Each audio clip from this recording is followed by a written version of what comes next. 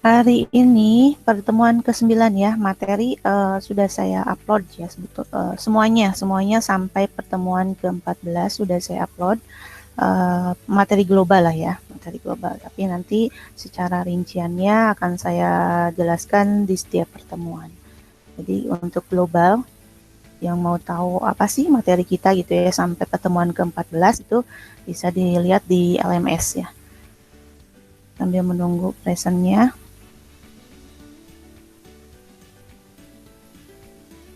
Sudah muncul kah?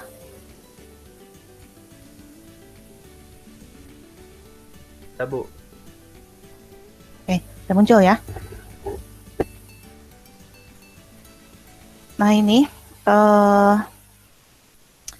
berhubungan dengan materi kita ya, kemudian juga mengingatkan untuk kita semua juga, jadi bahwa kolaborasi dan komunikasi itu adalah sesuatu hal yang penting ya, walaupun mungkin banyak orang yang mengira atau mempunyai pendapat bahwa ngoding, kemudian programmer atau membuat games gitu ya, developer itu cenderung bekerja di belakang layar atau tidak perlu yang namanya komunikasi bahkan kolaborasi.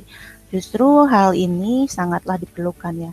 Kalau kita berkolaborasi, bekerja sama dengan orang lain, artinya komunikasi menjadi sesuatu hal yang sangat penting. Kenapa? Karena kita ada satu tujuan ya. Jadi makanya kalau misalkan kita berkolaborasi, bekerja sama, itu harus ada tujuannya.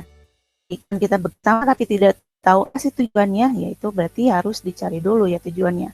Jadi supaya kita satu kata di dalam bekerja sama itu pasti ada tujuan, dan komunikasi ini adalah penghantar supaya kita sampai ke tujuan itu bersama gitu ya. Tujuannya tercapai, hasilnya juga akan menjadi sesuatu yang baik tentunya ya. Karena ini menjadi pondasi ketika kita bekerja sama dengan orang lain. Jadi kalau misalkan yang masih kesulitan untuk berkomunikasi, belajar dari sekarang, selalu mengungkapkan pendapat. Kalau misalkan bicaranya masih kurang bagus dalam menyampaikan sesuatu, ya itu kan tergantung jam terbang ya. Mungkin kita jarang bicara, makanya apa yang kita sampaikan jarang dimengerti oleh orang lain. Itu sama seperti kita ngoding. Kalau kita jarang ngoding, kita juga akan jarang, gitu, akan kesulitan untuk membuat aplikasi. Tapi kalau kita sering ngoding, sering menjalankan proses, bahkan sering melakukan komunikasi, itu insya Allah akan melatih kemampuan kita. Itu saja. Nah, materi ke-9 ya. Jadi kita akan merancang games bersama Teams. Mungkin dari sebelumnya kita pernah membahas ini ya, membuat aplikasi bersama Teams gitu ya. Nah, cuman sekarang lebih ke games gitu. Karena kita di sini belajarnya juga membuat games, bagaimana merancang sebuah games gitu ya, bagaimana dengan sesuatu bahwa dengan games kita juga bisa meraih sebuah tujuan gitu ya. Nah kita lihat ini siklus game menurut agt.id ya. Jadi hari ini saya akan membahas mengenai bagaimana sih games itu ya, perkembangannya games, baik itu di industri ataupun ya tentu saja di industri ya. Walaupun mungkin nanti ada orang-orang yang membuat aplikasi game sendiri gitu ya. Jadi itu bisa dikatakan bahwa siklusnya adalah mungkin games ini akan menjadi bisnis ya. Nah, makanya kita makanya kita sebut ini adalah sebagai industri games. Nah, referensinya dari Agate Games, dari Agate ID. Agate ini salah satu perusahaan developer games ya, jadi perusahaan yang cukup terkenal. Mereka ada di Bandung, di Jawa Barat, yang didirikan tahun 2009. Dan perusahaannya itu ada di sekitar Setiabudi lah ya, kalau nggak salah. Nanti cek saja, webnya ada. Nah ini, kalau ada yang mau kepo, apa sih itu Agate gitu. Kemudian bagaimana sih mereka bekerjanya gitu, apa saja produknya. Kemudian apakah ada lowongan pekerjaan di sini? Nah, itu kalian bisa kepoin di sini ya, Agate ID. Di pekerjaan apa saja sih di sebuah developer atau perusahaan games ini gitu ya. Kalian bisa lihat di sini. Banyak sekali ya. Nah, ini sebuah siklus yang mereka kemukakan. Jadi siklus ini mereka kemukakan. Ini saya peroleh dari materi ya, materi yang mereka berikan ketika melakukan pembelajaran gitu ya. Mereka sharing pembelajaran, sharing ilmu bahwa siklus bagaimana sih membuat games gitu ya. Games di industri games tentunya ya, yang akan mendunia atau hanya seputaran Indonesia gitu. Jadi bukan hanya bagaimana, tapi juga di sini materi di sini akan mengupas tentang bagaimana perkembangan games di dunia bahkan Indonesia sendiri ya. Nah, ini siklus bagaimana membuat games ya. Jadi kalau kemarin kita konsepnya mungkin lebih ke teknis ya. Jadi berawal dari ide, kemudian kalian menentukan bikin sketsa gitu ya untuk menentukan objek, kemudian melakukan desain, kemudian melakukan perancangannya dengan tools tertentu, dengan Construct 2 atau Unity atau yang lainnya. Kemudian yang terakhir adalah running ya, jadi uji coba dari games yang sudah dirancang. Nah, di sini ini sudah mirip-mirip sebetulnya. Cuman lingkupnya ini perusahaan. Jadi kalau perusahaan, dan bisa jadi ini yang dilakukan oleh Agate ID sendiri ya. Jadi walaupun mungkin ada perbedaan atau ini hanya sebuah teori, pasti ini ada menjadi sebuah pegangan ya. Ini pasti yang dilakukan oleh Agate ID. Ya, mungkin awalnya dari teori, tapi karena mereka juga sudah melakukan dan mereka sudah terbukti bahwa banyak sekali produk yang dihasilkan. Jadi kita bisa melihat dari sini ya, berilmu dari sini. Berawal dari ide, jadi ide itu bisa dari tim developer ya, atau dari perusahaan munculnya. Jadi, ya perusahaan sendiri tentu saja awalnya dari developer ya, jadi bisa jadi dari ide perorangan, kemudian diklaim oleh perusahaan dan dibentuk sebuah kelompok tertentu. Nah, kemudian ada persetujuannya pemberian dana, karena kan kita ketahui bahwa membuat games itu juga perlu dana ya. Jadi perlu seseorang yang harus membuatnya, yang merancangnya gitu ya. Itu juga kan mereka perlu dibayar gitu ya. Kemudian perangkat juga kan harus disediakan, makanya ada persetujuan pemberian dana. Karena tentu saja ujung-ujungnya adalah mencari sebuah masukan ya, omset, profit atau keuntungan dari sebuah perusahaan ini. Dan setelah disetujui dananya, tentu membuat gamesnya itu sendiri. Nah, dalam membuat games ini kita bisa menerapkan konsep yang kemarin ya. Jadi dari idenya sudah ada, dikembangkan, terus kemudian bikin sketsa, kemudian melakukan desain dan membuat perancangan itu sendiri. Nah, jadi bisa dipecah lagi di sini. Nah, setelah gamesnya ini jadi, ada rilis game pada platform. Jadi testing ya. Jadi tentu saja mungkin awalnya ini ditentukan dulu gamesnya akan games mobile kah, games web kah, atau platform tertentu gitu ya. Itu tentu saja ada di dalam ide games, walaupun nanti mungkin ini secara khusus ya, karena ada juga orang yang bikin perusahaan mungkin perusahaan akan membuat games untuk web gitu ya. Tapi karena perkembangan zaman ternyata mereka juga melakukan testing apakah di dalam web setelah games launching di dalam web bisakah diakses menggunakan mobile juga. Nah, itu bisa jadi ya. Jadi dari situ apakah juga kalau menggunakan Android kemudian menggunakan iOS bisakah masih diakses gitu ya? Masih bisa diakseskah atau bagaimana gitu. Itu ada di sini. Dan yang terakhir ada promosi dan marketing. Ini tujuannya adalah supaya ada keuntungan, ada dapat sesuatu lah ya. Jadi bisnis digunakan sebagai bisnis untuk perkembangan perusahaan dan personil dari perusahaan itu sendiri tentunya ya. Begitu. Jadi kita lihat lagi ini lebih rincinya. Jadi dari ide games ini ada tambahan ya. Jadi game publisher ada tambahan bahwa game publisher ini melakukan perancangan ya. Jadi sebelum melakukan perancangan gitu ya. Jadi ada skenario tertentu ya di luar perancangan ya. Jadi sebelum developer games ini merancang games kemudian mendistribusikannya ke dalam sebuah platform, ini ada publisher, kemudian ada evaluasi dari publisher dan porting. Jadi ini maksudnya kalau dari game publisher ini karena tadi kan ada pendanaan gitu. Karena bisa jadi pendanaan walaupun ini idenya mungkin dari sebuah perusahaan, bisa jadi pendanaan mungkin ada diperoleh dari sponsor gitu ya. Karena terkait misalkan device-nya menggunakan dengan merek tertentu, misalkan ya, kita misalkan karena gamesnya besar gitu, misalkan ada sponsor dari device tertentu, semua laptop menggunakan satu merek gitu ya, itu bisa jadi. Atau ada sponsor dari aplikasi khusus, misalkan dari perusahaan Unity bekerjasama dengan perusahaan tertentu, itu bisa jadi ya. Jadi banyak hal. Dan ini tentu saja karena ini kaitannya karena ada proses pendanaan, jadi ada proses ini cocok nggak gitu ya, ini bagus nggak, dan ujung-ujungnya memang adalah sebuah keuntungan ya. Jadi tentu saja mereka memberi juga bukan hanya semata-mata untuk memberi, tapi semuanya juga kan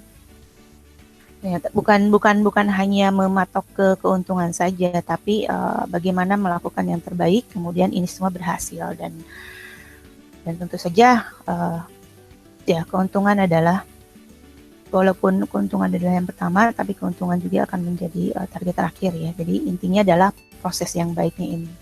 Jadi ada proses evaluasi, kemudian saling komunikasi. Di sini sudah jelas ya, sangat memerlukan komunikasi dan kolaborasi yang baik. Kemudian kejelasan dari tujuan juga harus ada. Kemudian kita lihat lagi bagaimana dengan di Indonesia. Jadi di Indonesia sendiri ini ternyata punya keunikan sendiri katanya ya. Jadi ada distributor gamesnya gitu ya kalau di Indonesia ini. Ya katakanlah bisa jadi sebuah perusahaan gitu ya. Tapi mungkin perusahaan di games di Indonesia juga macam-macam. Ada yang gamesnya, ada yang perusahaannya memang developer, ada perusahaannya memang sponsorship gitu ya, atau perusahaannya yang memang hanya melakukan publishing saja gitu, jadi promosi dan marketing gitu.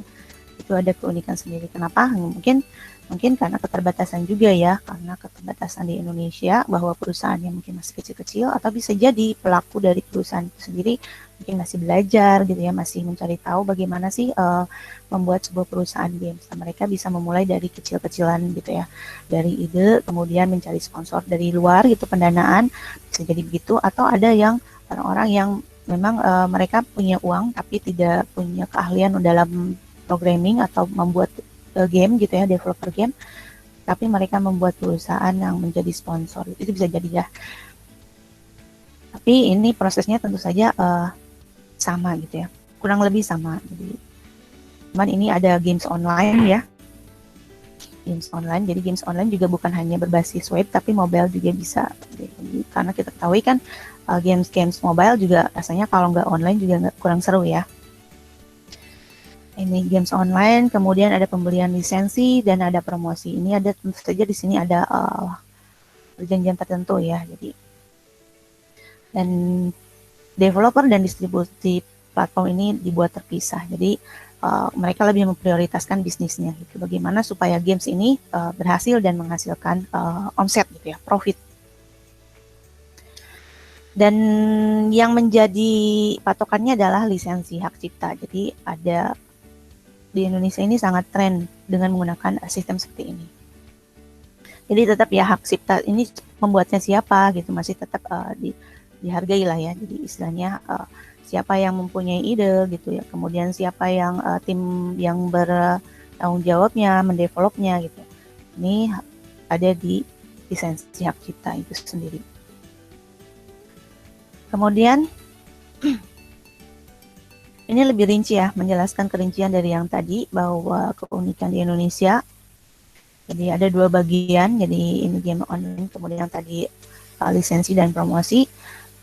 Ada game online yang memang betul-betul online ya, mereka hanya mengonlinekan saja gitu. Jadi misalkan ada situs ya, situs game online. Nah, mereka murni hanya menyediakan situsnya saja.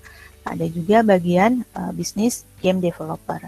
Jadi kalau game developer itu adalah mungkin orang-orangnya, personil-personilnya itu hanya terdiri dari para developer ya, dari programming, kemudian bisa jadi ada desainernya gitu ya, itu bagian dari developer pengembangannya. Jadi ada dua bagian.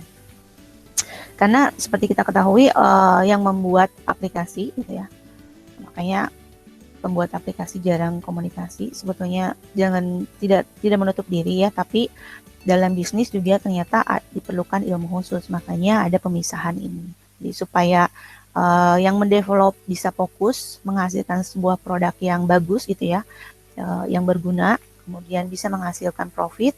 Kemudian yang melakukan bisnis juga bisa menjalankan bisnisnya dengan baik gitu ya. Bagaimana supaya promosinya keluar, kemudian banyak penggunanya dari games itu sendiri. Nah, itu maksudnya ke situ ya. Jadi ini sistemnya. Ini hanya gambaran sebetulnya. Tapi nanti ketika di lapangan, kalau kalian mau bikin perusahaan ya harus punya pemikiran seperti ini. Jadi antara bisnis dengan developer itu sebetulnya terpisah sebetulnya. Walaupun mungkin bisa saja kita melakukan itu semua sendiri, tapi rasanya itu mungkin kalau skupnya kecil, mungkin hanya untuk membuat games untuk satu ruangan gitu ya, atau satu, ya bisa saja. Tapi kalau games yang akan, karena kan kita ini akan membuat games usernya banyak gitu, jadi satu Indonesia bahkan mungkin bisa jadi satu dunia. Jadi tentu saja keterlibatan banyak orang juga sangat diperlukan. Itu, dan kalaupun misalkan kita mengerjakan sendiri, jadi kalau pengalaman saya membuat sesuatu sendiri ya pasti hanya untuk keperluan penelitian gitu ya. Jadi basicnya seperti itu. Jadi kalau sudah melibatkan user, kalau user kita banyak pasti yang berlaku atau pengembang kemudian bisnis pasti akan banyak melibatkan banyak orang juga gitu. Kemudian ini penjelasan lebih lanjut mengenai game publisher ini sendiri ya. Jadi si game publisher ini bisa jadi dia hanya sebagai pembeli lisensi. Jadi perusahaan, katakanlah kalau di dalam musik itu Sony gitu ya. Jadi hanya sponsor. Jadi produser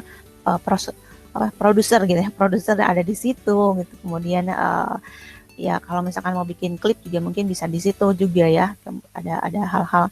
Tapi artisnya berbeda. Nah, game juga sama. Jadi developernya siapa mungkin akan berbeda-beda. Kemudian atau perusahaan pengembangnya gitu ya, perusahaan pengembangnya mungkin akan beda-beda, tapi mereka dalam satu naungan perusahaan. Misalkan kita ketahui kan Google ya, Google itu satu perusahaan, mereka banyak sekali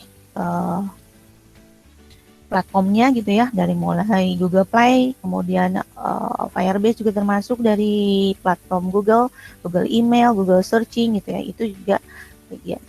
itu bagian dari produknya. Nah, sama dengan games juga. Di games juga mungkin satu perusahaan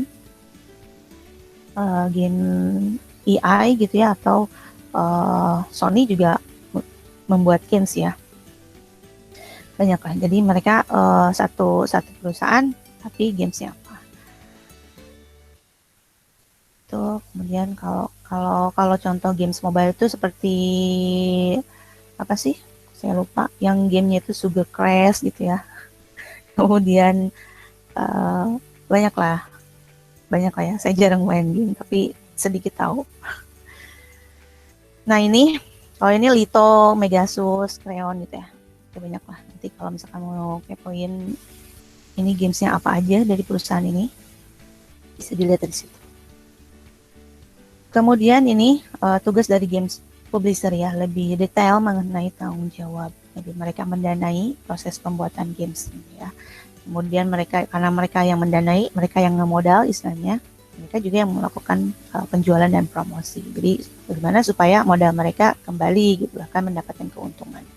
Dan tentu saja keuntungan ini juga untuk membayar developer ya, dan untuk menunjang perkembangan perusahaannya juga.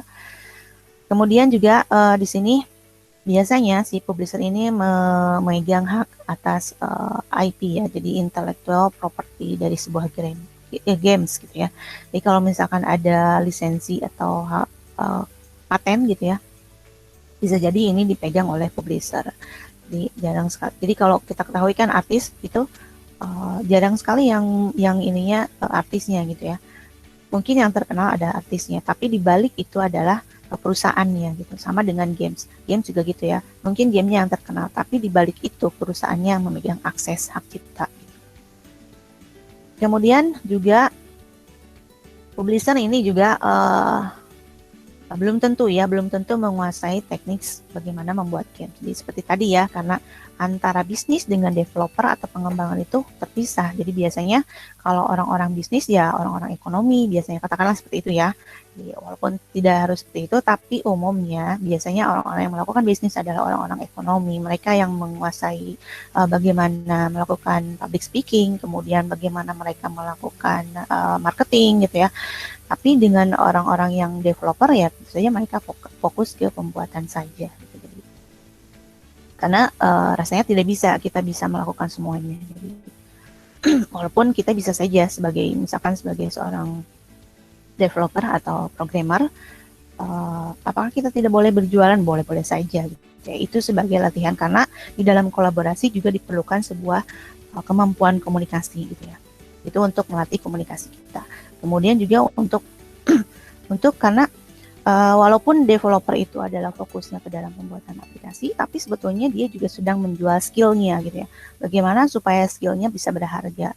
Karena kan kita juga nggak mau ya udah bikin capek-capek lama-lama tapi dihargai murah misalkan ya, atau dibayar murah gitu ya. Itu kita juga nggak mau. Nah, kemampuan komunikasi yang baik, kenapa saya harus dibayar mahal? Kenapa saya tidak mau dibayar murah gitu misalkan ya? Itu juga memerlukan sebuah teknik komunikasi khusus gitu ya. Jadi teknik komunikasi yang memerlukan kepercayaan diri gitu ya, yang biasanya dikuasai oleh orang-orang yang pandai dalam berekonomi gitu ya atau berbisnis. Nah, kita juga bisa belajar dari situ. Jadi, jangan sampai menutup diri, saya tidak perlu ilmu bisnis karena saya mau fokus di dalam developer saja. Tidak seperti itu ya, karena seperti tadi bahwa pada dasarnya setiap manusia sebetulnya berjualan skill, berjualan kemampuan kita supaya kita bisa dapat bayaran lebih gitu ya. Walaupun produk kita mungkin tidak seperti orang-orang berjualan baju gitu atau berjualan yang lainnya gitu. Lebih detail mengenai tanggung jawab dari game publisher ya. Jadi mereka selain mendanai, menjual, biasanya juga ini masih yang tadi ya. Ya, ini hanya penjelasan pasti penekanan bahwa biasanya mereka bukan orang-orang IT gitu ya. Jadi bahkan belum tentu paham dengan seluk-beluk bagaimana membuat games ini. Nah, karena mereka tidak tahu bagaimana membuat games, otomatis mereka tidak merasakan kan susahnya membuat games gitu ya, susahnya mendesain gitu ya, yang mencok sedikit jadi masalah gitu ya, tombolnya yang tidak pas itu juga jadi masalah. Nah, ini kemampuan kita komunikasi tadi sangat diperlukan ya. Jadi bahwa tentu saja kita juga tidak bisa komunikasi sembarangan. Ini susah gitu ya, nggak bisa kita bilang susah gitu. Susah tuh susah seperti apa. Tapi kalau kita sudah paham bagaimana dengan komunikasi gitu ya, kita juga bisa melakukan hal-hal seperti mereka orang-orang bisnis. Nah, itu juga pasti insya Allah akan tersampaikan dengan baik gitu ya. Ternyata kesusahan itu karena tidak mungkin kita bilang susah gitu ya. Itu rasanya juga negatif, kemudian juga jarang orang paham sekali karena setiap orang juga pasti punya kesusahan sendiri ya. Jadi itu pentingnya komunikasi. Ini contoh perusahaan dengan IP ya, Intellectual Property Games. Jadi nanti kalau mau lebih tahu lebih lanjut bisa cari tahu lah ya. Ini mungkin yang suka main games akan familiar gitu ya, akan tahu banget gitu. Logo. Jadi biasanya mereka mencantumkan logo gitu ya. Logo judulnya apa, kemudian di bawahnya ada logonya. Itulah. Kemudian cara publisher mendapatkan uang. Jadi selain mereka memperoleh dari hasil penjualan, kemudian juga kan tadi mereka sudah jelas memiliki lisensi dari IP. Dan dari IP ini bukan hanya game secara keseluruhan, tapi judul, karakter, dan lain-lain juga bisa dilisensikan gitu. Jadi misalkan judulnya hanya satu gitu ya. Hanya satu-satunya judul itu ada di games itu gitu ya. Jadi tidak ada yang menyamai. Kemudian juga karakter yang digunakan, mungkin di games yang satu dengan yang lain itu ada karakter khusus ya, dan bisa jadi itu berlisensi. Jadi hanya dia saja yang menggunakan. Jadi ada patennya gitu. Dan biasanya satu games yang besar itu pasti dari judul, karakter, kemudian bahkan dari musiknya juga itu bisa jadi mereka membuat lisensi itu sendiri ya, karena harus original gitu ya, harus ya menjadi sesuatu yang satu-satunya gitu, is only one. Jadi kadang kalau kita membuat produk pasaran kan bisa jadi murah gitu, tapi kalau kita satu-satunya, ya itulah dari value-nya dari situ. Jadi kalau banyak game yang sama itu kan kurang menarik juga ya, dan mungkin keuntungannya akan kurang. Seperti kita ketahui kan game-game Tetris itu banyak gitu ya. Tetris dari namanya juga sudah banyak orang yang menggunakan Tetris gitu ya. Itu karena tidak ada lisensinya, jadi bisa jadi seperti itu. Kemudian dari teknis pembuatannya juga banyak. Kemudian dari cuman tidak hanya dari lisensi saja, jadi dari penjualan gamesnya. Jadi kalau tadi games online, nah bisa jadi mereka menjual CD-nya gitu ya, dari CD-nya. Atau kalau sekarang kan mobile gitu ya, dari APK-nya itu beda lagi ya. Jadi mungkin dalam web khusus game online menggunakan web gitu ya, atau berbasis desktop akan berbeda dengan games yang dengan menggunakan APK. Itu kan dari Google Play atau Play Store lainnya ya, tergantung iOS-nya.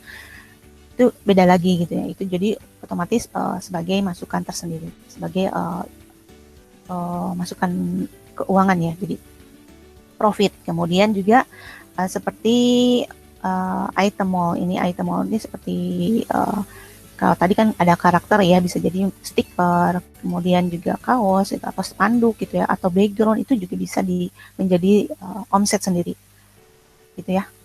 Jadi banyak sekali yang bisa kita peroleh dari satu games gitu. Satu game kita bisa bikin produk lain gitu ya. Kita bisa bikin baju, kita bikin produk digital, stiker, background, kemudian kita juga bisa menjual musiknya gitu ya.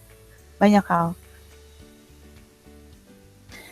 Kemudian developer game juga, nah ini tugas dari developer gamenya ya, jadi lebih rinci sebagai programmer, tanggung jawab tentu saja bertanggung jawab membuat games, kemudian memastikan kualitas game itu sendiri sesuai harapan. Jadi bagus tapi tidak sesuai harapan, tapi jarang sih ya tidak sesuai, bagus tapi tidak sesuai harapan. Iya bisa jadi misalkan ini musiknya misalkan terlalu rame, bagus sih tapi terlalu rame, atau bagus sih tapi warnanya tidak pas misalkan gitu ya. Kemudian IP dari games tergantung dari games yang dikerjakan. Jadi untuk hak paten ini memang tergantung dari games yang dikerjakan. Jadi mereka sebetulnya hanya menerima pekerjaan dari publisher. Jadi maklun gitu ya kalau penjahit. Jadi mereka yang minta dibuatin ini ya, game developer harus membuat sesuai dengan permintaan gitu. Nah ini yang menjadi pertanyaan, apakah game original dari developer? Ya bisa ya, bisa tidak ya. Karena ada juga game-game developer yang membuat game secara mandiri orisinal. Jadi mereka yang membuat sendiri. Ada juga yang membuat karena permintaan.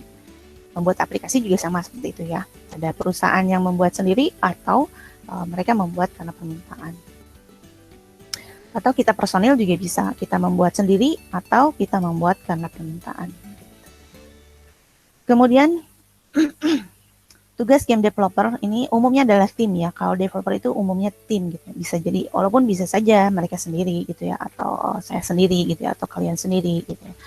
Tapi umumnya karena seperti kita ketahui bahwa games itu bukan aplikasi kecil-kecilan gitu ya umumnya. Tapi jadi pasti bertim gitu. Karena aplikasi games ini memang banyak hal yang harus disiapkan. Jadi segala sesuatunya memang harus sempurna ya. Jadi sound, desain gambarnya, kemudian skenario dari games itu sendiri, karakternya gitu ya. Banyak hal yang akan menjadikan bahwa games ini adalah sesuatu yang menarik, yang akan menghasilkan banyak user. Ini tugas game developer dalam tim, itu membuat dan memastikan kualitasnya. Jadi menyesuaikan games dengan permintaan publisher, itu masih yang tadi ya. Jadi membuat sesuai dengan permintaan publisher, baik ide murni atau permintaan, tergantung dari gamesnya. Tapi dia di sini ada memastikan kualitasnya. Jadi harus dipastikan bahwa ini games ini bukan games yang masih error gitu ya, atau masih trial gitu ya, dan masih ada halaman yang kosong gitu, tapi memang siap guna.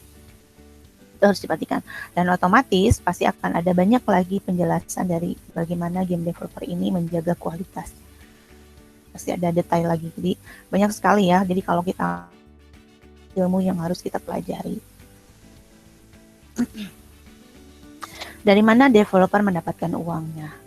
Dari publisher. Kalau tadi kita menggunakan publisher gitu ya, developer menggunakan publisher, dia mengerjakan game sesuai permintaan publisher, atau dia punya ide tapi mendapatkan dana dari publisher, itu bisa jadi seperti itu. Kemudian ini publisher juga ada yang total, ada yang sponsor. Jadi kalau total itu full 100% dananya dari publisher, atau hanya sponsor. Sponsor itu mungkin dia menambahkan dia ngasih device gitu ya, ngasih laptop, atau dia ngasih softwarenya, atau dia ngasih uang makan gitu bisa jadi, atau dia ngasih bonus gitu ya, tambahan bayaran gitu ya. Tentu saja ada timbal baliknya. Jadi mereka ngasih sesuatu apa yang mereka dapat, dan biasanya yang mereka dapat adalah label gitu biasanya ya, perusahaan-perusahaan. Jadi kita harus mencantumkan label di dalam gamesnya. Nah, dari penjualan games yang dibuat ya, dari penjualan games ya, bisa jadi dari penjualan games ya, maksudnya ketika games itu dijual oleh publisher, dan pasti si developer akan mendapat keuntungannya juga. Itu sesuai dengan perjanjian. Misalkan dari hasil penjualan kamu developer misalkan dapat 10%, 20%, atau dapat 50-50 gitu ya. Atau bisa jadi si developer lebih besar gitu ya, karena sifatnya sponsor gitu. Jadi yang sponsor hanya dapat 10%-nya saja, misalkan seperti itu. Kemudian juga dari tadi ya, merchandise tadi, stiker, kemudian boneka, yang boneka juga termasuk ya, kaos kayak gitu. Itu bisa menjadi omset juga, jadi bisa menjadi profit, dan bisa menjadi plus ya, plus promosi. Jadi kalau kita jual ini kan Angry Bird misalkan, boneka Angry Bird, selain mendapat keuntungan profit dari hasil penjualan boneka, kita juga plus mendapatkan promosi gitu. Orang-orang lebih banyak mengetahui bagaimana Angry Bird gitu ya, dari sebuah boneka gitu ya. Makanya ini kan awalnya dari games ya, Angry Bird ini. Jadi makanya semua orang menjadi tahu Angry Bird, gamenya apa sih gitu banyak. Makanya jadi banyak sekali yang jadi kalau di games itu jangan takut tidak laku gitu ya, pasti banyak peluang, banyak hal yang bisa kita kerjakan dan kita peroleh dari developer game ini. Kemudian fenomena indie developer ya tadi ya, kalau kita membuat sendiri, jadi tidak di dalam perusahaan besar seperti Agate ID, yang Agate ID sendiri juga awalnya dari sini ya, indie developer. Mereka hanya sebuah komunitas gitu awalnya, teman kuliah gitu, sering ngobrol di kafe gitu ya. Kalian juga mungkin kalau sekarang mungkin jarang ngobrol di kampus ya. Ya bisa ketemuan di kafe atau ngobrol di chatting lagi main game gitu, ngobrol-ngobrol, mabar bareng gitu ya. Ternyata ada kesamaan ide, kita bikin games. Nah, itu bisa jadi di situ. Kalau Agate ID ini kan karena mereka sering nongkrong gitu ya, nongkrong di kampus, ngobrol-ngobrol, akhirnya punya ide, ayo kita bikin game gitu. Akhirnya mereka membuat game, kemudian mencoba untuk launching, dan akhirnya banyak yang suka gitu ya. Dan akhirnya jadi perusahaan. Jadi kalau kita kadang-kadang juga kita mencari dana itu tidak harus mencari kesana kemari ya. Kadang-kadang orang melihat, wah dia bikin game sih, bikin sesuatu gitu ya, bikin aplikasi, ternyata banyak usernya. Nah, perusahaan juga akan melirik, akan melihat kita sebagai peluang gitu ya, peluang bahwa dia bisa bikin bagus gitu ya, banyak user yang digunakan. Nah, perusahaan-perusahaan yang akan bertindak sebagai sponsorship gitu ya mungkin, atau pendanaan yang bisa jadi pendanaan 100% itu pasti akan tertarik kalau kitanya bisa menghasilkan sesuatu yang sangat bagus gitu ya. Ini jadi game developer ini independen ya, berdiri sendiri, jadi melakukan semuanya sendiri tanpa keterlibatan perusahaan lain. Ada juga yang seperti itu ya. Jadi ya ini ya, biasanya berawal dari tim yang tadi ya, dibangun karena pertemanan, komunitas, satu hobi, satu nongkrong, satu kampus gitu ya, satu mabar gitu ya, sering main bareng gitu, itu bisa jadi ya. Jadi mereka membuat games, kemudian jual sendiri, bikin sendiri, untungnya sendiri gitu ya. Itu bisa, tapi tim ya, sendiri di sini pasti bukan single fight gitu, tapi pasti ada temennya, ada yang membantu gitu. Entah dia mungkin yang satu bikin prosesnya, yang satu bikin musiknya gitu, atau bertiga gitu, yang satu bikin desainnya. Nah itu bisa. Apalagi kalau biasanya dengan orang-orang background IT ya, itu bisa dilakukan seperti ini. Kemudian selain fenomena indie developer juga ada Kickstarter. Jadi itu perusahaan atau perorangan yang bertujuan mendanai saja. Jadi tadi ya yang punya uang gitu, mereka mencari ingin dananya, ingin uangnya itu berlipat ganda gitu ya, bertambah lagi. Itu biasanya mereka mencari keuntungan dari pasar industri game. Jadi carinya itu ya, siapa sih yang membuat game kemudian usernya paling banyak gitu. Nah itu bisa jadi lirikan orang-orang yang mempunyai dana ini. Dan ini biasanya bukan perorangan gitu ya. Kalaupun mereka banyak uang, misalkan biasanya bukan uang pribadi sendiri gitu. Walaupun ada juga gitu, ada juga yang perorangan atau perusahaan umumnya. Tapi tidak memungkinkan perorangan juga, karena kan sini ya perusahaan atau perorangan. Jadi, tapi kebanyakan perusahaan. Jadi mereka juga sebetulnya punya perusahaan dan punya banyak orang sebetulnya yang harus dipertahankan agar berkembang perusahaannya. Ini alternatif ya, jadi alternatif supaya ini sebetulnya jadi kembali lagi tadi ya, bahwa games itu menjadi sebuah industri dan menjadi sebuah peluang bisnis ya. Itu sih awalnya dari situ. Apa sih tujuannya dari situ ya. Nah bagaimana dengan game developer di Indonesia? Jadi tadi sudah disinggung memang karakter khusus dari perkembangan game di Indonesia bagaimana. Nah bagaimana dengan developer Indonesia? Nah ini rata-rata membuat game untuk pasar global. Jadi padahal kebutuhan game bukan hanya pasar global. Jadi banyak pasar lokal yang membutuhkan game dengan budaya Indonesia. Jadi umumnya memang games ini kan banyak sekali ya games yang sifatnya internasional gitu. Jadi gamesnya tembak-tembakan gitu ya, kayak karakternya juga karakter mungkin barat gitu ya, pakai perempuan celana pendek, rambut panjang gitu ya, kayak Tomb Raider gitu zaman saya.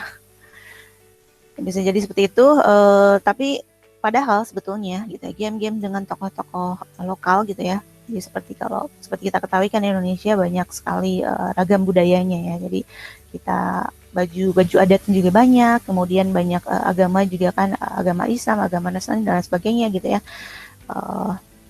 Apalagi kita mayoritas Islam gitu, jadi banyak sekali yang bisa kita gunakan, misalkan membuat wayang, atau misalkan kalau kita ingin mengangkat tema agama gitu, bisa jadi karakternya berhijab gitu ya, atau karakternya membuat memakai peci gitu ya kalau laki-laki. Nah bisa seperti itu sebetulnya. Jadi pasar lokal juga sebetulnya bisa menjadi peluang ya. Jadi banyak sekali orang yang selalu berpikiran bahwa bagaimana berkembang di luar sana tadi. Tapi sebetulnya kita juga bisa berkembang di dalam dengan menggunakan apa-apa yang ada di dalam lingkungan Indonesia gitu ya, dari budaya gitu. Itu kemudian bahkan ada juga yang kalau game anak-anak sih mungkin banyak ya, tapi jarang sekali yang menggunakan karakter Indonesianya gitu. Misalkan untuk adat Sunda, pakai bahasa Sunda gitu misalkan. Itu bisa diterapkan seperti itu. Kemudian platform yang cukup umum adalah mobile games ini ya. Seiring dengan fokus games mobile, padahal ada peluang membuat game di dunia pendidikan. Jadi ini games mobile memang sudah banyak ya, jadi itu sudah tidak. Tapi di sini ada sorotan baru. Kalau tadi lebih ke budaya gitu ya, bahwa budaya juga bisa menjadi peluang. Nah ini juga pendidikan juga ternyata bisa menjadi peluang karena masih banyak yang menggunakan desktop laptop, bukan hanya mobile atau web. Jadi untuk pendidikan juga kan sekarang mungkin banyak yang mobile ya, tapi ternyata ada juga yang belajar lebih nyaman menggunakan laptop gitu. Nah itu bisa menjadi peluang juga. Kita bisa memanfaatkan bagaimana games menjadi bagian dari LMS kita gitu ya. Bagaimana supaya games juga menjadi bagian dari aplikasi LMS gitu ya, dari aplikasi pembelajaran khususnya untuk pendidikan ini. Walaupun kemudian ini walaupun tetap ada developer dengan high end, jadi high end ini dengan perangkatnya yang tinggi, game-game canggih gitu ya, HP-nya juga harus bagus, tapi ternyata masih banyak gitu ya pengguna di Indonesia gitu, terutama low end, jadi masih entah itu smartphone gitu ya. Kalau ini disorotinya smartphone-nya juga nggak canggih-canggih amat, itu bisa menjadi peluang. Jadi bagaimana supaya tetap orang-orang dengan smartphone yang kapasitasnya lebih rendah gitu ya, tapi masih bisa tetap menggunakan games. Nah, mungkin lebih sedikit, tapi ini bisa menjadi peluang ya, peluang untuk belajar misalkan gitu ya, atau peluang untuk mengasah skill gitu, itu bisa digunakan. Satu hal yang perlu diketahui, jadi resort yang sangat besar ini ya, memang menjadi sebuah sorotan di dalam membuat games ini, tim, waktu, kemudian uang. Ya, uang ini untuk perangkat ya. Jadi industri game juga masih berkembang, belum sekuat di luar negeri. Jadi, banyak sekali game luar negeri yang justru lebih terkenal ya dibanding dengan game-game Indonesia. Tapi game-game Indonesia juga tidak semuanya tidak begitu meredup amat ya. Tapi ada juga yang sudah mendunia gitu produknya. Dan ini 3 hal yang disoroti: tim, waktu, dan uang. Jadi tim yang di sini tim dengan skill ya. Jadi dengan basic developernya sebagai perancang game, kemudian juga orang-orang yang berkomunikasi dengan baik gitu. Komunikasi juga tidak hanya pandai bicara gitu ya, tapi memang pengetahuannya nyambung ke bagaimana games, kemudian mereka bisa mengetahui bagaimana dengan apa sih, karena jarang juga ada juga yang kebanyakan mereka fokusnya ke bisnis tapi mereka kurang empati ke developer gitu. Bisa jadi banyak orang-orang yang berkompetensi dengan membuat aplikasi tapi jarang dihargai, itu juga bisa menjadi salah satu faktornya ya. Jadi mungkin tim developer di Indonesia kurang dihargai, makanya banyak orang-orang atau developer pada lari ke luar negeri supaya dapat bayaran lebih tinggi. Jadi di Indonesia kurang berkembang gitu ya. Itu bisa menjadi salah satu faktor gitu ya. Jadi jangan hanya melihat ke bisnis, tapi berempatilah pada orang-orang yang membuat juga gitu ya. Nah, itu juga sangat perlu diperhatikan. Kemudian waktu di sini juga ya, membuat games memang memerlukan banyak waktu ya, karena selain hal-hal yang penunjang games banyak sekali, dari desain, sound gitu ya, kemudian skenario, banyak hal untuk membuat sebuah game besar gitu, dan modal juga ya. Jadi sebetulnya semua bisa dimulai dari produk-produk lokal tadi ya, lokal, kemudian produk-produk kecil, itu bisa dimanfaatkan dari situ.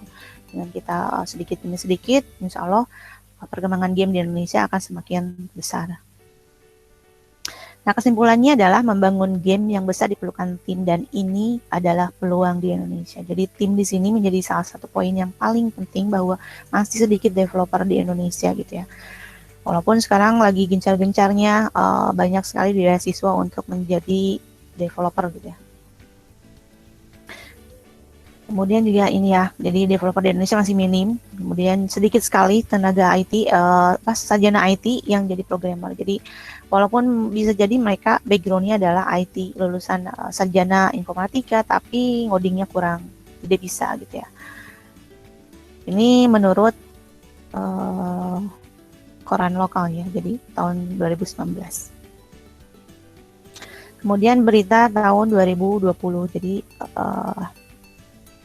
di Indonesia itu adalah pasar gaming ya, jadi ke-16 terbesar di Asia Tenggara, pasar gaming. Jadi artinya kita masih berada di user, pengguna. Jadi developernya hanya 1%.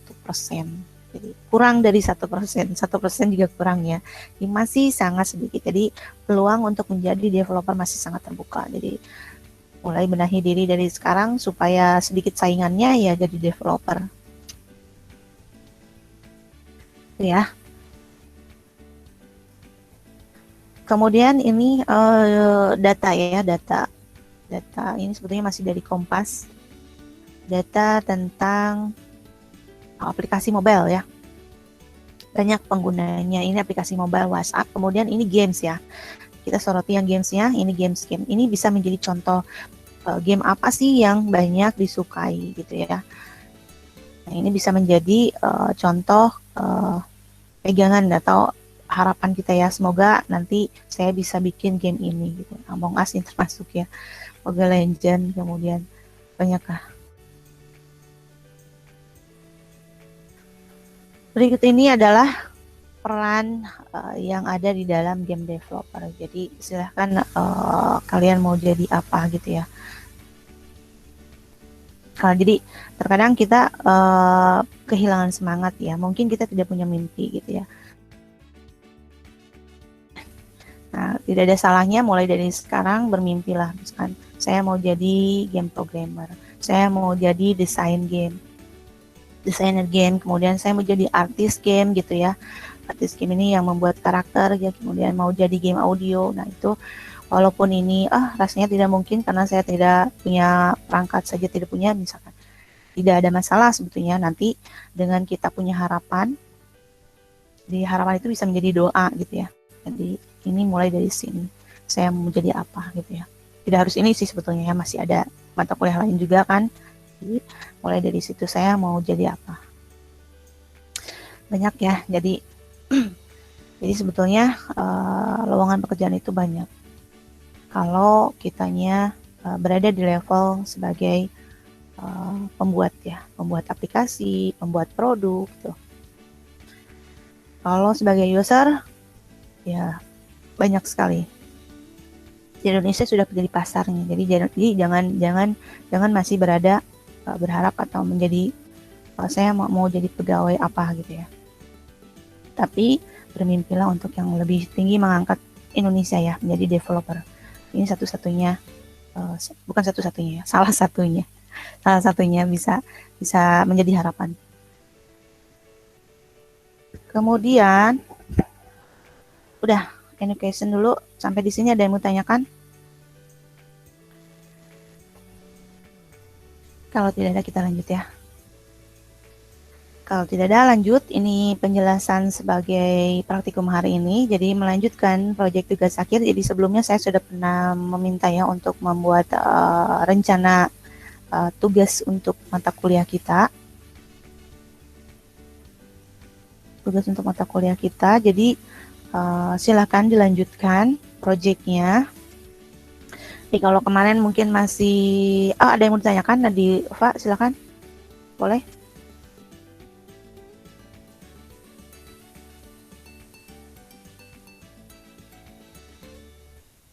Halo. Ya, Ibu kedengeran nggak suara saya? Kedengeran. Ibu. Oke. Ya. Ibu kan game programmer itu kan tugasnya untuk merancang dan membuat game. Nah, kalau game programmer itu harus bisa komunikasi nggak? Soalnya kan kalau dalam tim itu ada bagian-bagiannya ya Bu, atau harus bisa komunikasi? Ya. Harus. Ya. Harus ya. Jadi tadi kan di awal saya sudah bilang bahwa dalam berkolaborasi kita juga harus bisa berkomunikasi. Jadi mungkin komunikasi kita tidak seluas orang-orang ekonomi gitu ya, tapi kita bisa berkomunikasi dengan tegas, lebih singkat gitu ya. Umumnya sih seperti itu ya. Umumnya developer itu komunikasinya lebih singkat, tegas, tapi to the point. Jadi nah itu mungkin bisa dilemesin gitu ya. Kalau terlalu to the point cenderung kasar misalkan ya, bisa dilemesin. Jadi to the point oke. Tapi lebih dihalusin gitu ya, lebih dihalusin, dan umumnya juga orang-orang mungkin akan memaklumi ya, karena kita kan jarang ya memang developer, karena kan kalau kita developer kita lagi ngoding kebanyakan ngomong juga nggak akan selesai ya. Jadi wajar saja. Jadi semua hal sebetulnya tergantung dari backgroundnya ya. Kenapa dia jarang ngomong? Karena dia sering mengerjakan sesuatu misalkan gitu ya, atau dia jarang melatih gitu ya. Jadi tapi pada dasarnya adalah itu ya. Kenapa dia jarang ngomong? Karena dia jarang melatih diri untuk bicara. Jadi berkolaborasi kalau kita tidak bicara itu rasanya mustahil berjalan bersama ya. Jadi makanya kolaborasi itu sangat beriringan dengan yang namanya komunikasi. Kalau kita mau berkolaborasi dengan orang lain, bekerja dengan orang lain, kemampuan komunikasi harus diasah, harus dipelajari gitu ya. Bagaimana mengutarakan pendapat gitu ya, bagaimana bertanya gitu ya, bagaimana menolak gitu ya, bagaimana supaya ide kita dipertahankan gitu ya, supaya kita bertahan. Kemudian bagaimana meyakinkan orang lain gitu ya, supaya kita dibayar lebih mahal. Itu semua membutuhkan kemampuan komunikasi gitu ya. Bahkan ketika kita menjelaskan aplikasi yang kita buat juga itu tentu saja memerlukan komunikasi, kemampuan komunikasi. Jadi sangat penting sekali ya. Begitu, jadi bukan hanya berkomunikasi dengan laptop, jadi supaya laptop ini menjalankan gamesnya kita gitu ya, atau aplikasinya kita, tapi juga kita harus berkomunikasi dengan baik dengan sesama manusia agar mereka mengerti dan paham apa yang ada di dalam pikiran kita gitu ya. Jangan menganggap bahwa saya nggak harus ngomong, mereka harus ngerti sendiri, nggak gitu ya. Laptop juga kan nggak gitu ya, kita ngoding juga kan, kamu harusnya ngerti sendiri, nggak gitu kan. Kita malahan titik koma gitu, satu titik koma itu jadi masalah buat laptop ya. Sama manusia juga, mungkin kita lupa mengatakan untuk gitu ya. Ketika ngasih sesuatu, kita lupa ini untuk kamu gitu loh. Nggak bilang itu, cuman ngasih doang, simpen di meja. Itu bisa jadi itu barang disimpan berhari-hari, berbulan-bulan, bahkan bertahun-tahun jadi sentuh-sentuh karena kita tidak bilang ini buat kamu gitu ya. Bisa jadi gitu ya. Jadi penting sekali komunikasi. Kemudian gitu ya. Ada lagi yang mau tanyakan? Cukup jelas, Nadifa? Cukup, Bu. Terima kasih. Oke. Ya. Oke, terima kasih ya sudah bertanya. Yang lain juga bisa melatih diri ya untuk bertanya. Jadi bertanya apa saja, sesimpel mungkin itu pasti akan saya jawab. Jadi melanjutkan ke tugas praktikum ya. Jadi praktikum. Jadi lanjutkan, silakan tugas akhirnya. Kalau kemarin mungkin ada yang sudah membuat halaman utama, belum membuat isinya, itu boleh dilanjutkan. Kemudian ada penjelasannya, mulai melakukan pelaporan gitu ya. Jadi kalau kemarin mungkin hanya bikin di Konstruk 2, sekarang coba masuk ke laporannya, nama aplikasinya apa, kemudian permasalahan dari gamesnya apa gitu ya, kenapa sih harus dibuat game itu, masalahnya apa gitu ya, kemudian apa yang bisa dijadikan solusi dari games yang kita buat. Ini harus gamesnya bertema edukasi ya, jadi mulai membuat ke situ ya. Silakan. Kemudian perorangan atau kolaborasi, untuk kalau misalkan perorangan silakan diperjelas gitu ya, membuat objeknya buat sendiri atau ngambil aset dari yang sudah ada gitu, atau dari mana itu dijelasin di laporannya. Kemudian kalau yang berkolaborasi siapa saja personilnya, kemudian kerjanya apa saja gitu ya, si Anu bagian apa gitu, misalkan Andre bagian apa, Nadifa bagian apa kalau misalkan berkolaborasi gitu ya. Itu dijelaskan, jadi mulai melakukan membuat laporan gitu ya. Jadi kalau kemarin masih ke praktikumnya, jadi sekarang lebih ke laporannya. Jadi itu melengkapi ya, melanjutkan. Jadi praktikumnya melanjutkan dari ide project yang kemarin. Kemudian hasilnya kumpulkan di dalam LMS. Ini untuk pekerjaan praktikum hari ini ya. Jadi boleh sharing juga di WhatsApp group apa yang sudah dikerjakan. Kalau ada yang diskusi kelompok, silakan boleh sharing di WhatsApp. Saya lagi diskusi atau saya lagi ngerjain sendiri gitu ya. Itu maksudnya seperti itu. Jadi dicoba untuk lebih interaktif di dalam WhatsApp group. Karena nanti kalau misalkan kalian diam-diam aja, nanti ketika kerja itu pasti akan diam. Karena kebanyakan gini, ketika kita kerja, ada lingkungan pekerjaan, kita tuh nggak ditanya-tanya. Justru malah kita sendiri yang harus nanya. Malahan ada juga yang ketika kita masuk, masuk di mana ruangannya, apa pekerjaan saya, ada yang kayak gitu ya. Jadi benar-benar kita yang harus inisiatif sendiri. Permisi, saya misalkan, kebayang kalau kita nunggu ditanya, duduk aja ya, bisa seharian nggak ada yang nanya. Karena orang-orang bekerja tuh sibuk ya. Jadi makanya kita harus bertanya, kemudian harus Dan di dalam bekerja juga bukan hanya bertanya dan menunggu disuruh, tapi kita juga harus inisiatif ini. Saya udah kerjain ini loh, supaya orang-orang tahu bahwa saya bekerja gitu.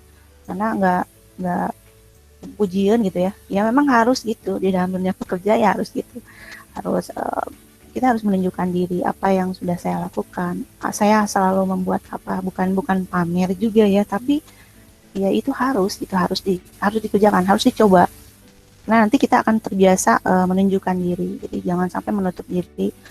Menutup diri mah cukup menggunakan jilbab aja gitu ya. Jilbab tutup diri atau menjaga diri itu cukup.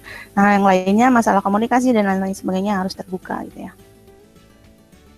Itu nanti akan mendorong kita lebih positif, lebih berpikiran terbuka gitu ya. Itu dicoba ya. Jadi dikerjakan, coba karena kalau tidak dimulai dari sekarang kapan lagi. Kemudian ini nanti ke LMS, kemudian ke Google Classroom, kemudian praktikum juga jangan kopas ya, dikerjakan sendiri. Catatan buat yang belum mengerjakan praktikum dari awal sampai akhir, sampai sekarang, itu dikerjakan ya. Saya mungkin tidak bertanya di Google Classroom-nya ada, kalau tidak ada ya berarti nggak dikerjain. Itu nanti akan berpengaruh ke nilai formatif, kemudian capaian gitu ya. Jadi capaian, intinya sih capaian ya, capaian hasil praktikum kita. Jadi kalian tuh mengerti nggak gitu sebetulnya. Kemudian prosesnya dijalanin atau itu bukan saya sih yang rugi ya, saya kan hanya melaporkan, saya memfasilitasi, kemudian melaporkan begini adanya gitu ya. Nanti kalian juga yang rugi, habis waktu, banyak hal-hal yang akan terbuang. Dan biasanya menyesal tuh akan di akhir. Menyesal saya dulu kuliah nggak seaktif ini, menyesal dulu saya kuliah tidak belajar, tidak melakukan belajar gitu ya, tidak mengerjakan tugas-tugas ini, jadi saya nggak bisa. Jadi karena ada masanya gitu nanti kita tidak ada kesempatan lagi untuk belajar, tapi kamu harus bisa gitu. Itu pasti akan ada gitu. Dan kita akan menyesal. Itu saya pernah ngalamin. Saya coba kalau dulu tuh belajar gitu, padahal cuma butuh 1 minggu atau kan butuh 1 hari aja gitu, cuma menjalani itu saya pasti akan bisa. Tapi kalau saya bisa ngerjain itu, tapi kalau misalkan karena saya kemarin nggak ngerjain nih, jadi akhirnya nggak bisa gitu ya. Close connect ya.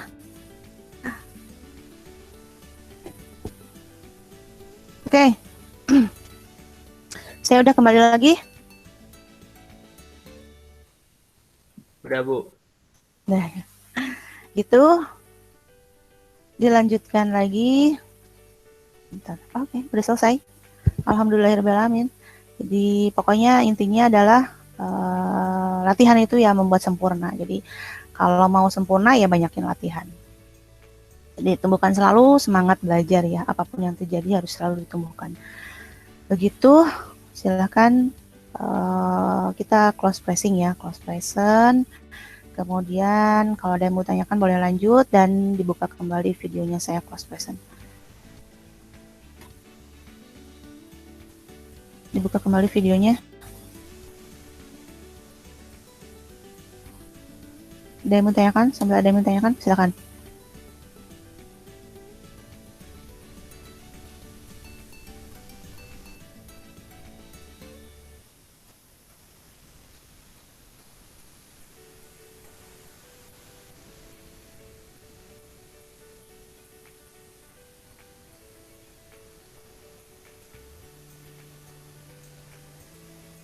Ada yang mau tanyakan?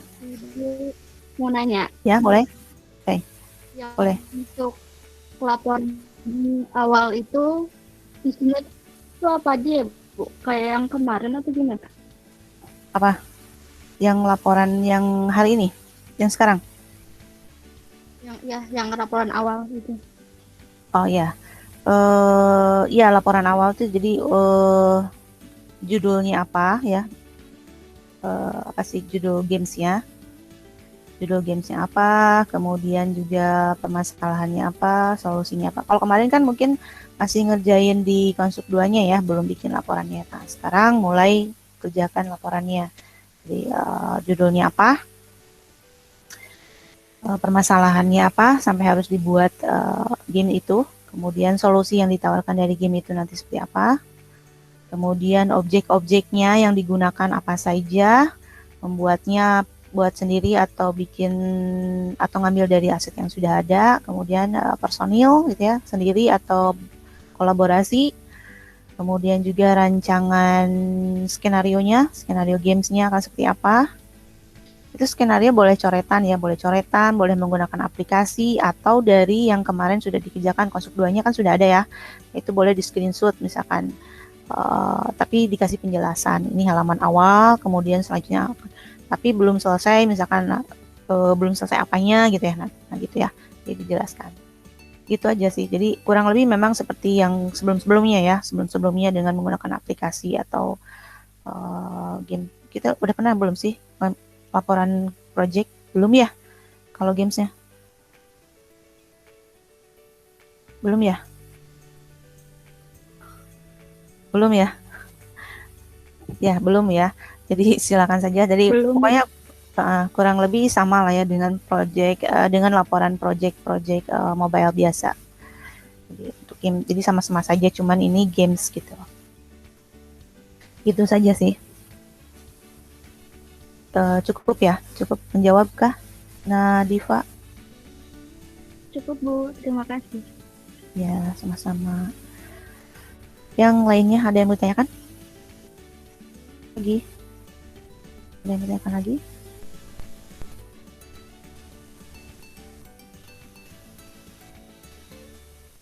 Cukup?